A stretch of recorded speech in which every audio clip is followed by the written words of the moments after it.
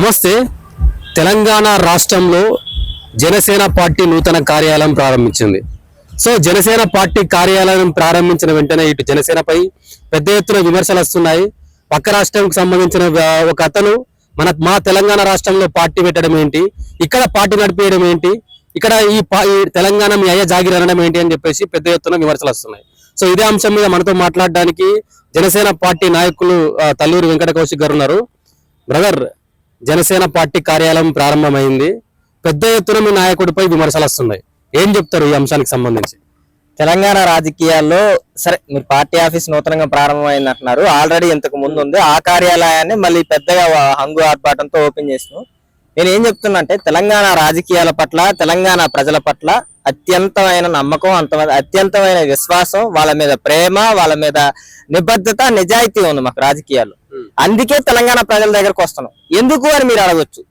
ఏదైతే తెలంగాణ సామాజిక తెలంగాణ కావాలి మాకు. ఏంటి? బడుగు బలహీన వర్గాలతో నిర్మాణమైన తెలంగాణ, నిధులు నియామకాలు నీళ్ల కోసం సాధించిన తెలంగాణ, ఏదైతే ఆ ఆకాంక్షల కోసం సాధించిన తెలంగాణ నిర్వీర్యం అయిపోయింది 12 ఏళ్ల పాలనలో. ఆ పాలనన్నింటినీ అంతం చేయడానికి జనసేన రాజకీయ వేదికగా మేము తెలంగాణలో చాలా పార్టీలు ఉన్నాయి, ప్రాంతీయ పార్టీలు ఉన్నాయి, జాతీయ పార్టీలు ఉన్నాయి.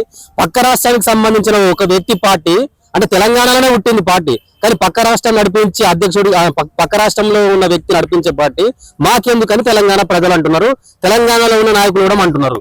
తెలంగాణ ప్రజలు అనట్లేదు, దయచేసి మీరు అర్థం చేసుకోవాల్సింది ఏంటంటే తెలంగాణ నాయకులు అంటున్నారు. ఎందుకంటున్నంటే పవన్ కళ్యాణ్ గారు వస్తే ఏదైతే బడుగు బలహీన వర్గాలు, మేము ఇప్పుడు వరకు మా కాళ్ళ కింద పెట్టుకున్న వాళ్ళు అసెంబ్లీకి పోయి కూర్చుంటారు, శాసన మండలిలో కూర్చుంటారు, ఎంపీటీసీలకు కూర్చుంటారు, జడ్పీటీసీలకు కూర్చుంటారు అనే భయంతో, వాళ్ళ అధికార పీఠాలు కదిలిపోతాయి అనే భయంతో జనసేన రావద్దని అంటున్నారు. నేను ఏమంటున్నా, ప్రధానంగా ఆరోపణలు చేసేది ఎవరు? బీఆర్ఎస్ పార్టీ, తర్వాత వచ్చేసి ఏది కాంగ్రెస్ పార్టీ.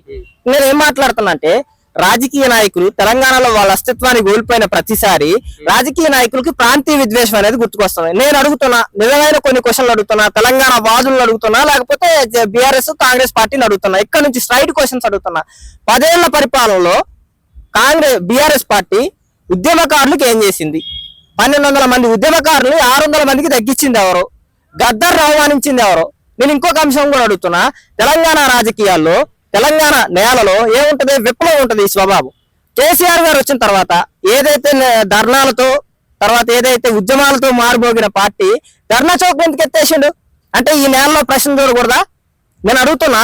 నీళ్ళు ఎవరింటికి పోయినాయో తెలంగాణ ప్రజలకు తెలుసు, నియామకాలు ఎవరింటికి పోయినాయో తెలంగాణ ప్రజలకు తెలుసు, నిధులు ఎవరింటికి పోయినాయో తెలంగాణ ప్రజలకు తెలుసు. మరి తెలంగాణ ప్రజలు వద్దనట్లేనప్పుడు మీరు ఎవరు అంటున్నా నేను అడగటానికి?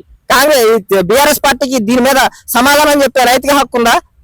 పుడితొక్కటే సట్టొకటే రాజుగా అని పాట రాసిన గూడె అంజననే చనిపోయే దశలో ఉన్నప్పుడు నేను కేసీఆర్ గారిని చూడాలి అని చెప్పేసి అడిగితే కేసీఆర్ గారు పరామర్శించడానికి పోయారా?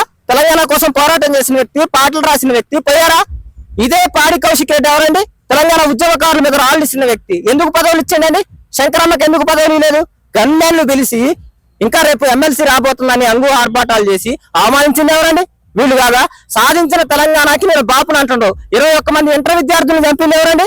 కేసీఆర్ గారు కదా, పేపర్ లీక్తో. ఇదే నిరుద్యోగుల సమస్యని 100 అంశాలుగా తీసుకొచ్చి ఉక్కుపాదం మొప్పి వాళ్ళ మీద జీవో నెంబర్ 46 మీద పోరాటం చేస్తుంటే ఉక్కుపాదం మొప్పి వాళ్ళ జీవితాలను అంధకారంలోకి నెట్టింది ఎవరండి? ఎస్ఐ కానిస్టేబుల్ ఒక్కొక్కడు 140, 150 మార్కులు వచ్చి ఇంటికాడ ఏం చేయాలో తెలియక తాగుడికి మందుకి బానిసయ్యి నిర్వీర్యం అయిపోయిన ఎవరి పరిపాలన అండి? ఉక్కుపాదం మోపింది ఎవరు? కేసీఆర్ కాదు కదా, కె చంద్రశేఖరరావు గారు కదా. దీని అన్నిటికీ నిదర్శనం వీరు కాదా? మరి వీళ్ళు తెలంగాణ పట్ల ప్రేమ ఉన్నోళ్ళు, తెలంగాణ పట్ల పోరాటం చేయగలిగిన శక్తి ఉన్నోళ్ళు ఎందుకు విద్యను నిర్వీర్యం చేశారు 10 ఏళ్ల పాలనలో? ఎందుకు ఉద్యమకారులు పట్టించుకోలేదు?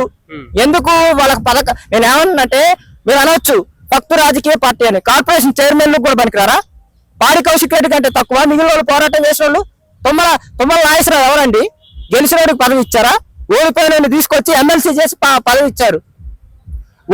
తెలంగాణ కోసం పోరాటం చేసిన వ్యక్తులకు పదవులు లేరా? ఎందుకని ఇంత దుర్మార్గానికి పాల్పడ్డారు? మీరు చేసిన దుర్మార్గాలను ప్రశ్నించడానికే మేము జనసేనగా వస్తున్నాం. కాంగ్రెస్ పార్టీని అడుగుతున్నా. కాంగ్రెస్ పార్టీ ఏమంటుంది? ప్రాంతీయవాదం. కాంగ్రెస్ పార్టీ తెలంగాణ కోసం పోరాటం చేసింది అంటుంది కదా. 1200 మందిని చంపింది ఎవరండి? 1200 మందిని చంపింది ఎవరు? ఆనాటి ప్రభుత్వం ఎవరే?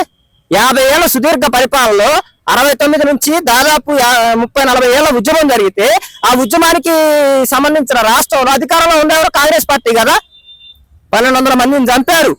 తర్వాత వచ్చేసి గద్దరికి స్మృతివనం ఇస్తానన్నారు, అందశ్రీకి స్మృతివనం ఇస్తానన్నారు. ఇచ్చారా? జూబ్లీహిల్స్ లో ఎన్టీఆర్ గారి విగ్రహం ఓపెన్ అయింది. ఎన్టీఆర్ గారి విగ్రహం ఓపెన్ అయింది నాకేం బాగలేదు. కానీ మా గద్దరికి ఎందుకు స్మృతివనం ఏర్పాటు చేయాలి, విగ్రహం ఏర్పాటు చేయాలి తెలంగాణ రాష్ట్ర ప్రభుత్వం? మా అందశ్రీకి ఎందుకు ఏర్పాటు చేయాలి? జయ జయ తెలంగాణ రాసిందని ₹1 ప్రకటించడు కదా. అట్లాంటి వ్యక్తి ట్యాంక్ బండి మీద ఉండాలి కదా. ఎందుకు లేదా అంటున్నా? నువ్వు పరిపాలన ఉంది కదా, వేరే వాడు ఆంధ్ర వాళ్ళు ఎవరు లేరు కదా పరిపాలనలో. మీరు పరిపాలన ఉన్నారా లేదా? ఇంకొక అంశం కూడా అడుగుతున్నా. ఏదైతే కాంగ్రెస్ పార్టీ మాట్లాడుతుండగా ఉద్యమకారులకి పదవులు ఇవ్వాలి, ఉద్యమకారులకు అది ఇవ్వాలని గద్దర్ గారు కూతురు పోటీ చేశారు. ఎక్కడ? సికింద్రాబాద్ కంటోన్మెంట్ జోన్ లో పోటీ చేశారు. మరి ఎందుకు ఎమ్మెల్సీ నుంచి మంత్రి చేయాల? అజారుద్దీన్ ఎవరండి? అజారుద్దీన్ ఎవరు? అజారుద్దీన్ తెలంగాణ సంబంధించిన వ్యక్తి కాదు. తెలంగాణ సంబంధించిన వ్యక్తినా? తెలంగాణ పోరాటానికి సంబంధం లేదు కదా. ఎంఐఎం పార్టీ, సిపిఎం పార్టీ, ఈ రాష్ట్రంలో సిపిఎం పార్టీ తెలంగాణ పోరాటానికి వ్యతిరేకం అని చెప్పారు కదా. మరి వాళ్ళతో పొత్తు పెట్టుకున్నారు, వాళ్ళకి పదవులు అట్టిచ్చారు. ఆనాడు మునుగోడులో కె చంద్రశేఖరరావు గారు పొత్తు పెట్టుకున్నారు. మొన్న జరిగిన స్థానిక ఎన్నికల్లో ఎంఐఎంతో మొన్న పొత్తు ప్రకటించుకున్నారు. అంతకు ముందు వచ్చేసి జూబ్లీహిల్స్ లో ప్రకటించుకున్నారు. సిపిఎం అంతకుముందు స్థానిక సంస్థలో ఉంది, ఇది జనరల్ అసెంబ్లీలో ఉంది. మరి ఎందుకుంది అంటే తెలంగాణ పోరాటానికి ఏదైతే రాజకీయ అవసరం వచ్చినప్పుడు తెలంగాణ పోరాటానికి వ్యతిరేకంగా లెటర్లు డైరెక్ట్ ఇచ్చిన వాళ్ళు కూడా ఏదైతే వాళ్ళు తెలంగాణ పరిపాలించవచ్చు, తెలంగాణకి గొప్ప చేసినట్టు, తెలంగాణ తీసుకుపోయి ఆకాశ స్థాయిలో నుంచోబెట్టినట్టు. నేను అడుగుతున్నా, పవన్ కళ్యాణ్ గారు ఆంధ్రప్రదేశ్ ఎలక్షన్లు జరుగుతున్నప్పుడు ఏం చెప్పిండు? ఆంధ్రాకి నా అనే భావన ఉంటుంది, తెలంగాణకి నా అనే భావన ఉంటుంది, విప్లవం ఉంటుంది, ప్రతి ఒక్క కుర్రాడు స్ఫూర్తితో పోరాటం చేసే విప్లవం ఉంటుంది అంటారు. నాకు స్ఫూర్తి అని చెప్పిండు. ఒక రాష్ట్రంలో ఎలక్షన్ జరుగుతున్నప్పుడు వేరే రాష్ట్రాన్ని పోయే నాయకుడు ఎవరన్నా ఉంటాడండి? నేను ఇంకో విషయం కూడా అడుగుతున్నా. కేసీఆర్ గారు ఇదే ఎలక్షన్ ఓడిపోయినప్పుడు ఇంటర్వ్యూకి వచ్చి తెలంగాణ ప్రజల కంటే ఆంధ్ర ప్రజలు తెలివిగలవాళ్ళు అని చెప్పేసి కె చంద్రశేఖరరావు గారు చెప్పారు. అది ఆంధ్ర ఆత్మాభిమానాన్ని కించపరిచినట్టు కదా. ఎవరో పనికి మాల అందరూ మాట్లాడితే దాన్ని తీసుకొచ్చి పవన్ కళ్యాణ్ సమాధానం చెప్పాలి. పవన్ కళ్యాణ్ తెలంగాణకి వ్యతిరేకంటే ఇది దుర్మార్గమైన అంశం. తెలంగాణ ప్రజలు నవ్వుతున్నారు. ఇంకో మాట మాట్లాడుతున్నారు. కవిత గారు ఏం చెప్తున్నారు? తెలంగాణ ఏది వన్ సైడ్ లవ్ చేస్తున్న పవన్ కళ్యాణ్ గారు అంటాడు. వన్ సైడ్ లవ్ అంటే ఏంటంటే, నేను కవిత గారికి చెప్తున్నా, నిజామాబాద్ లో పోటీ చేశారు, ఓడిపోయారు. రాజకీయాల్లో ఓడిపోవటం గెలవటం తప్పు కాదు, సహజం కాదు. నువ్వు గెలవకూడదని 200 నుంచి 180 మంది రైతులు నామినేషన్ వేశారు చూసారా? అది వన్ సైడ్ లవ్ అంటే. మిమ్మల్ని తెలంగాణ ప్రజలు తిరస్కరించారు. 10 ఏళ్ల పాలనలో బయటకు వచ్చి ఒక మాట మాట్లాడిన వ్యక్తి ఈ రోజు పోయి ఏంటి బొగ్గు బళ్ళు చూస్తా, ఉద్యమకారులను రక్షిస్తా, నేను తెలంగాణకు అమ్మనైతా, ఎవరిని చంపుదామనండి? మళ్ళీ ఎంతమందిని చంపుదామని? తెలంగాణ ప్రాంతీయవాదంతో నేను చెప్తున్నా, బకాసురులు లెక్క ప్రజలను బిక్కుతుంటున్నారు తెలంగాణ ప్రజలే. నేనేమంటున్నంటే, ఒక్క సామాన్య కుటుంబం నుంచి వచ్చిన వీళ్ళ 10 ఏళ్ల పాలనలో ఎవరికైనా ఇచ్చారండి పదవులు? వాళ్ళ భజన పనులు తప్ప. ఈ కాంగ్రెస్ పార్టీ వాళ్ళకు కూడా ఇప్పుడు అడుగుతున్నారు కదా, ఏమంటున్నారు? పొన్నం ప్రభాకర్ అంటాడు సినిమా డైలాగులు, లేకపోతే ఏంటి పవన్ కళ్యాణ్ బరాబర్ మా జాగిరి అంటాడు. నేనేమంటున్నా, బరాబర్ మీ జాగిరి కాదు పొన్నం ప్రభాకర్ గారు మీరు గుర్తుపెట్టుకోండి, ఇది తెలంగాణ ప్రజల జాగిరు. ఇది తెలంగాణ ప్రజల జాగిరు. ఎందుకని అంటున్నంటే, ఇదే పొన్నం ప్రభాకర్ ప్రెస్ మీట్ పెట్టిండు. మీరు చూసారు, పవన్ కళ్యాణ్ అయిపోయిన అనే ఒక్క నిమిషంలో పెట్టిండు. బీసీ సంక్షేమ శాఖ మంత్రి, తర్వాత వచ్చేసి టీఎస్ఆర్టీసీ మంత్రి. నేను కొన్ని క్వశ్చన్లు అడుగుతున్నా. పొన్నం ప్రభాకర్ ఇదే బలహీన వర్గాలు 200 మంది బీసీ హాస్టల్లో చచ్చిపోతే స్పందించిన వ్యక్తి, ఇదే కర్ల రాజేష్ అంశంలో స్పందించిన వ్యక్తి, తర్వాత నాగర్ కర్నూలు విషయం జరిగితే స్పందించిన వ్యక్తి. తర్వాత ఇంకొక అంశం కూడా ఏంటంటే, తెలంగాణలో ఒడ్లు వంట ఉంది కదా, ఆనాడు కేసీఆర్ గారి ప్రభుత్వంలో కెంటాకి 5 కేజీలు తీసుకుంటే దోచుకోవటం, లాక్కోవటం అని చెప్పేసి, రైతుల్ని చంపడం అని చెప్పేసి చెప్పిన మీ ప్రభుత్వం, మరి ఇదే ప్రభుత్వంలో 15 కేజీలు తీసుకుంటున్నారు. మరి మీరు ఏం చేశారు? నువ్వెందుకు స్పందించడా? మన బలహీన వర్గాలే కదా పండించేది, మన బలహీన వర్గాలే కదా ఉండేది. నువ్వు బలహీన వర్గాల నాయకుడికి ఏం చేస్తున్నావు? ఏం బీగుతున్నారు మీరు? పదవులు ఉంది ఏం చేస్తున్నారు? బలహీన వర్గాలను తీసిపోయి రేవంత్ రెడ్డి కాళ్ళ దగ్గర బలిపీఠాలు చేస్తున్నారు. పదవులు వస్తే ఇప్పుడు నేనేమంటున్నా, సరే తెలంగాణకు సంబంధించిన వ్యక్తి రాకూడదు అంటున్నారు కదా, నేను వాళ్ళ లాజిక్ లో చెప్తున్నా. తెలంగాణకి వచ్చిన రాజ్యసభ ఎవరికి ఇవ్వాలి? సాంఘ్వి ఎవరు? రాజ్యసభ సభ్యుడు సాంఘ్వి ఎవరు? మధు యాష్కి గారు లేరా? మరి ఎందుకు ఇప్పుడు వీళ్ళు ప్రాంతీయవాదులా? వీళ్ళు తెలంగాణ ఏంటి చరిత్రలో నిలిచిపోయే విధంగా పోరాటం చేస్తున్నారు. వీళ్ళంతా ఇప్పుడు తెలంగాణని దోచుకుంటున్నారు, తెలంగాణని అమ్ముకుంటున్నారు. పర్సెంటేజ్ పాలన లెక్క పంచుతున్నారు. టేబుల్ మీద పర్సెంటేజ్ పెడితే ఫైల్ పుట్టప్ అయ్యి శాంక్షన్లు అవుతున్నాయి. కనపడట్లేదా తెలంగాణలో?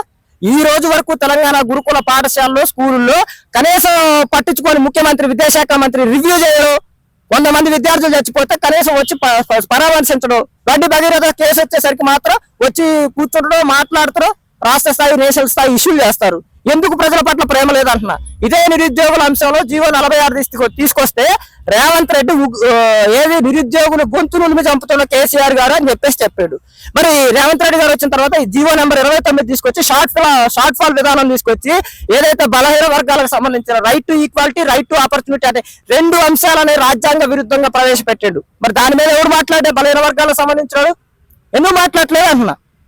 నేను స్పష్టంగా వీళ్ళకి ఒకటే చెప్తున్నా, పవన్ కళ్యాణ్ గారికి తెలంగాణ రాజకీయాల పట్ల అవగాహన ఉంది. తెలంగాణ ప్రజలకి ఆయన పట్ల ఇంకా అవగాహన ఉంది.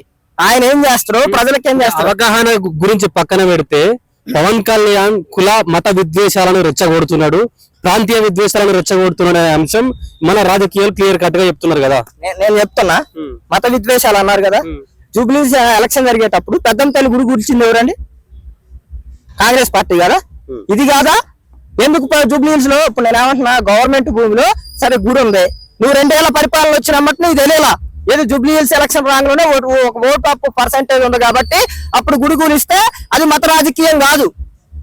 హిందువులు 15 నిమిషాలు సమయం ఇస్తే తలకాయలు నరికి పండుగుతున్న వ్యక్తితో నువ్వు పొత్తు పెట్టుకుంటే మత రాజకీయం కాదు. పవన్ కళ్యాణ్ గారు ఏదైతే ఈ అంశాల మీద స్పందిస్తే వాళ్ళు మతవాదులు అంటున్నారు. మేము బరాబర్ మతవాదులు, గుర్తుపెట్టుకోండి. బరాబర్ సనాతన ధర్మాన్ని ఈ దేశంలో రక్షిస్తాం. ఎందుకని అంటున్నంటే, నా తాతలు నా తండ్రులు ఈ వారసత్వాన్ని మోసారు, నా బాధ్యత. నేను ఒక అంశం అడుగుతున్నా, పవన్ కళ్యాణ్ గారు ఎక్కడన్నా క్రిస్టియానిటీని కానీ ముస్లింని కానీ తిట్టారా, మతాన్ని తిట్టారా? ఒక్క స్టేట్మెంట్, ఒక్క వ్యాఖ్యాన్ని చూపించండి. వీళ్ళందరూ రాజకీయాలు చేయొచ్చు, వీళ్ళందరూ ఏంటి కులాల పట్ల రాజకీయాలు చేయొచ్చు. కాదండి, కుల సంఘాలకు డబ్బులు ఇవ్వడం తీసుకొచ్చింది ఎవరండి? కేసీఆర్ గారు కదా. కులాలుగా విడదీసి తెలంగాణ రాష్ట్రం రాకముందు కులాల ప్రస్తావన ఉంది, అసలు తెలంగాణలో కులాల భావనే ఉండదు. తీసుకొచ్చింది ఎవరు? గౌడన్నలకు అది ఇది, చేనేతలకు అది ఇది అని తీసుకొచ్చి వాళ్ళని చంపి వీళ్ళ చంపి లాభపొందింది వాళ్ళే కదా. వీళ్ళ ఏది పేదవాళ్ళ కన్నీళ్లతో వాళ్ళ కుర్చీలకు అలంకారాలు చేసుకుంటున్నారు ఇద్దరు. నేనేం చెప్తున్నా అంటే, కేసీఆర్ గారు ఎంతైతే తప్పు చేసిండో దానికంటే 100 రెట్లు రేవంత్ రెడ్డి గారు తప్పు చేస్తుండ్రు. ఈ తప్పులన్నీ ప్రశ్నించొద్దా? కులాలు అంటున్నారు, నేను అడుగుతున్నా, కులాల ప్రస్తావనతో రాజకీయాలు చేసేది ఎవరు? రెడ్లకు పదవులు వచ్చింది ఎవరు? ఎవరి పరిపాలనలో? రెడ్డి కులానికి నేను వ్యతిరేకం కాదు. పదవులు వచ్చింది ఎవరికే? కేసీఆర్ గారి హయాంలో పదవులు వచ్చింది ఎవరికే? బడుగు బలహీన వర్గాలు ఎక్కడ ఉన్నారు? ఇది కుల రాజకీయాలు కావా? కుల ప్రస్తావించే అంశాలు కావా? నేను ఒకటే అడుగుతుంది ఏంటంటే, మీరు విమర్శించండి, మేము దాన్ని తప్పు పట్టం, కానీ కన్స్ట్రక్టివ్ వేరు. ఎవరెవరో వచ్చి 3 పెళ్లిళ్ళు అయినాయి పవన్ కళ్యాణ్ గారి పార్టీలు మాట్లాడతాయండి, అదే మీ స్థాయి. కవిత గారు అంటున్నారు, ఇడుపు కాగితం అంటే పవన్ కళ్యాణ్ పోయి అడుగు అంటున్నారు. లెక్కన ఎట్టుంటుంది అంటే పోయి కవితను అడగమంటే బాగుంటుందా అండి? ఒక మహిళ మేము మాట్లాడితే తిహార్ జైలు ఎట్టుంటుందో పోయి కవిత గారిని అడగమంటే తెలిసిద్దా అండి? 1 లక్ష కోట్లు స్కామ్ చేసింది వాళ్ళ నాయన పోయి అడగమంటే తెలిసిద్దా అండి? బాగుంటుందా? 21 మంది విద్యార్థులను చంపింది ఎవరంటే వాళ్ళ నాయన దగ్గర బొమ్మంటే బాగుంటుందా? అగ్గిపెట్టే మచ్చ దగ్గర బొమ్మంటే దొరికి తెలిసి అంటే బాగుంటుందా? పద్ధతి ఉండాలి. తెలంగాణ నేలకి స్వభావం లేదు. నేను దయచేసి చెప్తుంది ఏంటంటే, ఇంత ఆవేదనతో చెప్తుంది ఏంటంటే, ఏదైతే సాధించుకున్న తెలంగాణలో మనం అభివృద్ధి చెందలేదు, ఏదైతే ప్రాంతీయవాదాన్ని ముసుగు తీసుకొచ్చి తెలంగాణ నాశనం చేస్తున్నారు. అంతెందుకండి, ఇదే రేవంత్ రెడ్డి ముఖ్యమంత్రి అయిన తర్వాత తెలంగాణ పోరాటం జరిగింది నీళ్లు నిధులు నియామకాల కోసం కాదని చెప్పిండు. ఒక ముఖ్యమంత్రి స్థాయిలో కూర్చొని ఒక ఇంటర్వ్యూ పోయి అంటే అది తెలంగాణను అవమానించినట్టు కాదు. ఒక మార్వాడికి సంబంధించిన వ్యక్తి వచ్చి తెలంగాణ వాళ్ళు తాగుబోతులు తిరుగుబోతులు అని చెప్తే మా బావ బట్టి విక్రమార్క అంటే వాడు ఈపు తీసుకుపోయి చింతపండు చేయాల్సింది కనీసం అరెస్ట్ కూడా చేయాల. మరి ఎందుకు చేయలేదు చెప్పండి. ఇవన్నీ రాజకీయాలు కావు, ఇవన్నీ ప్రాంతీయ విద్వేషాలు కావు. అవమానించడం ప్రాంతీయ విద్వేషం వేరే వాళ్ళు. పవన్ కళ్యాణ్ గారు తెలంగాణ పట్ల అవమానించలేదు. ఇంకో అంశం కూడా చెప్తున్నా, ఇంకో రెఫరెన్స్ కూడా చెప్తున్నా. విమలక్క గారు ఒక సందర్భంలో లేచి తెలంగాణ మలిదశ పోరాటానికి పవన్ కళ్యాణ్ గారు అనుకూలం అని చెప్పారు. అంతకంటే గొప్ప వ్యక్తి ఎవరు, అంతకంటే గొప్ప నిదర్శనం ఏంటి అంటున్నా. నేను కూడా తెలంగాణ ప్రజలకు ఒకటే పిలుపునిస్తున్నారు. తెలంగాణ రాజకీయాల్లో మీకు పారదర్శకత కావాలనుకుంటున్నారా? జనసేన వైపు చూడండి. తెలంగాణ రాజకీయాల్లో నిజాయితీ చూడాలనుకుంటున్నారా? జనసేన వైపు చూడండి. తెలంగాణ రాజకీయాల్లో బడుగు బలహీన వర్గాలు పదవులు కావాలనుకుంటున్నారా? జనసేన వైపు చూడండి. తెలంగాణ రాజకీయాల్లో ఈ దుర్మార్గాన్ని అణచివేయాలనుకుంటున్నారా? ఏదైతే జనసేనకు ఓటేయండి. తెలంగాణ రాజకీయాల్లో సామాన్యుడు రబ్బలు చెప్పులు వేసుకున్నాడు అసెంబ్లీలో చూడాలనుకుంటున్నారా? జనసేనకు ఓటేయండి. Vote for Janasena. జై హింద్, జై జనసేన.